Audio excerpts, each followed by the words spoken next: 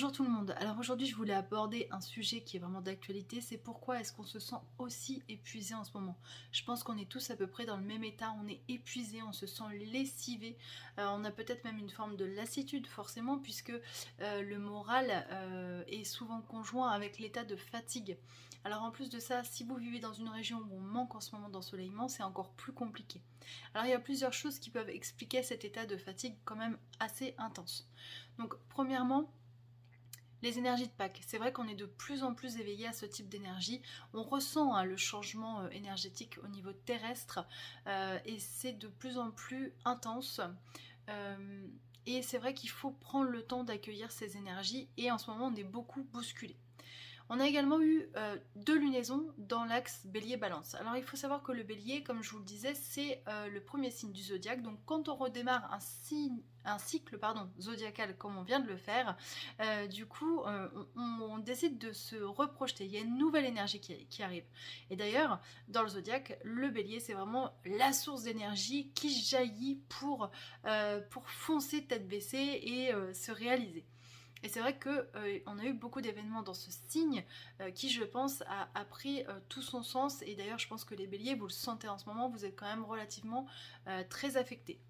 En plus de ça, on va vivre là ce jeudi une nouvelle lune de nouveau dans votre signe accompagnée d'une éclipse. Donc je ferai un bulletin spécial pour cette nouvelle lune, mais c'est quand même assez rare puisque normalement on aurait dû vivre une nouvelle lune dans le signe du taureau puisque le soleil passera quelques heures plus tard dans ce signe-là. Donc ça va être encore, je pense, un événement assez intense. Vous allez voir comment vous allez le ressentir. Et ensuite, je pense, un des faits peut-être les plus importants au niveau astrologique, c'est ce Mars, planète de l'action, qui est dans le signe du Cancer. Alors Mars, c'est la planète du Bélier, hein, c'est la planète de ce signe de feu, donc c'est une énergie qui va vite, qui va fort, et quand elle tombe dans un signe d'eau comme le signe du Cancer, eh bien son énergie, elle est affaiblie. Alors elle est affaiblie de telle sorte qu'elle n'a pas les mêmes préoccupations. Un Mars en Bélier, c'est un Mars qui a envie de foncer, de se réaliser, qui met toute son énergie à son service pour pouvoir obtenir ce qu'il veut. Alors qu'un Mars en Cancer, lui, il est beaucoup plus doux. Le rythme est ralenti. Et d'ailleurs, on le sent. Peut-être qu'en ce moment, vous avez plus besoin et plus envie de rester tranquille chez vous, dans votre salon, dans votre canapé, plutôt que de sortir et de faire des choses qui vont vous épuiser alors que vous vous sentez déjà fatigué. Vous ressentez le besoin de vous préoccuper peut-être de vous. Peut-être que vous le sentez au niveau du corps. Hein. Vous êtes vide, peut-être qu'il y a des douleurs que vous ressentez que vous ne ressentiez plus, ça peut être aussi au niveau du ventre, un problème d'estomac qui est en lien avec vraiment la thématique du cancer. Donc c'est vraiment un temps où nous sommes invités à prendre soin de nous, à prendre soin de nos proches et à écouter nos besoins vitaux.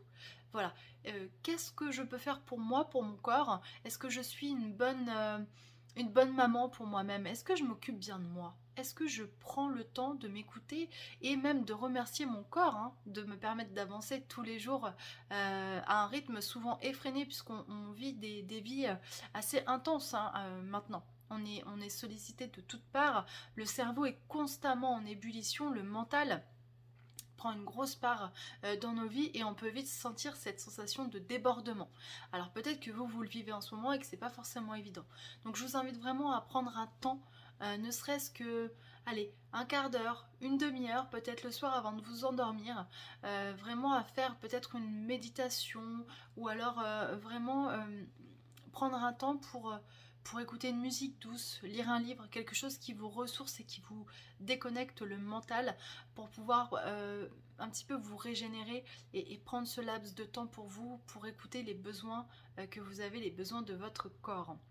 Alors sachez que on va être aidé par ce cher Mercure qui va repasser rétrograde. Alors c'est vrai qu'on en entend souvent parler de ce Mercure rétrograde.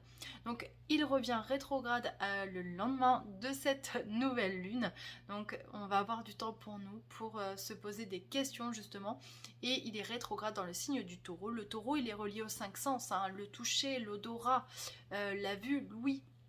Donc peut-être qu'il va être temps justement de vraiment prendre soin de votre corps en le chouchoutant et en prenant le temps de l'écouter et de lui faire du bien.